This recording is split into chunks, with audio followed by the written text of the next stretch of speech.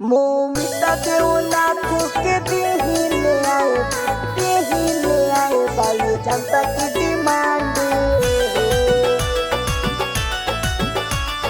Music by Kundal Raj Harsi।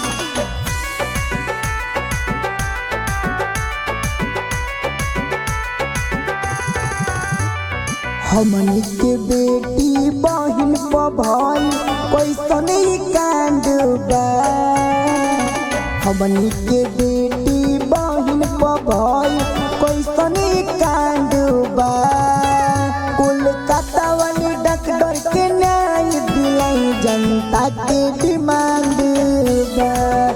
Kolkata वाली doctor के न्याय दिलाई जनता के डिमांड बा।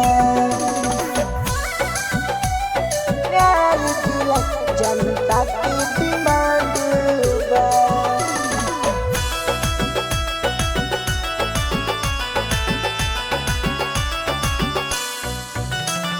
लागत पाप के विरोध करे खातिर आवे पड़ी हो राम के।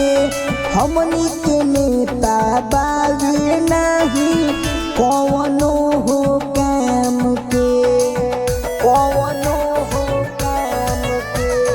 लागत पाप के विरोध करे खातिर आवे पड़ी हो राम के। हमनी के नेता बावे नहीं कौनो हो काम के। मन करे हम मर जाए न तौर जाए ब्रह्मांडे हो।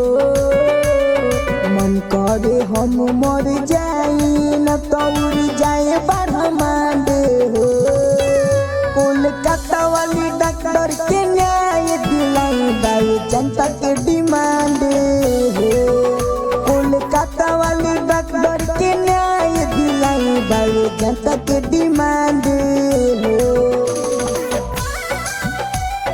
न्याय दिलाई,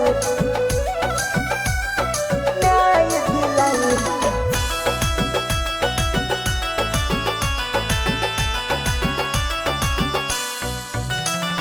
देश आजाद भइल बाकी भइल ना बेटी आजाद हो।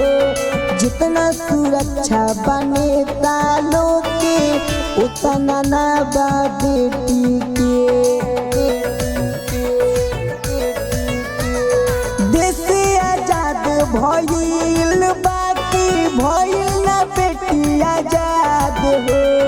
जितना सुरक्षा बने तालों के उतना ना बा बेटी के। प्रिय सप्रेमी करे हाथ जोड़े सबसे ये डिमांड हो। किसान राज करे हाथ जोड़ी सबसे ये डिमांड हो।